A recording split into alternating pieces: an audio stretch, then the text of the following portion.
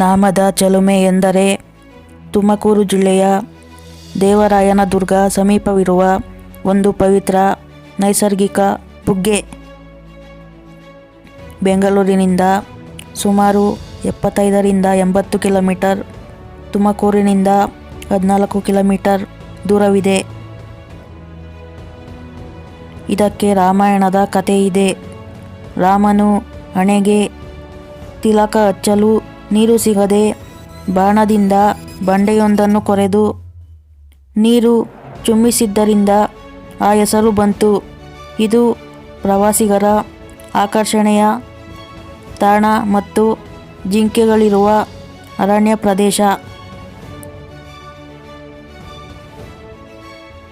ವಿಶೇಷತೆ: ವರ್ಷದ ಎಲ್ಲ ಕಾಲದಲ್ಲೂ ಬಂಡೆಯಿಂದ ನೀರು ಚಿಮ್ಮುತ್ತಲೇ ಇರುತ್ತದೆ. ಇದನ್ನು ಪವಿತ್ರ ನೀರು, ತೀರ್ಥ ಜಲ ಎಂದು ಪರಿಗಣಿಸಲಾಗುತ್ತದೆ.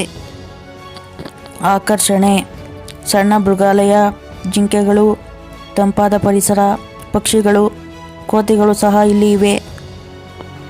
Smart GK with Basava Vijaya YouTube ಚಾನಲ್ನ ಸಬ್ಸ್ಕ್ರೈಬ್ ಆಗಿ, ಶೇರ್ ಮಾಡಿ ಮತ್ತು ಸಪೋರ್ಟ್ ಮಾಡಿ.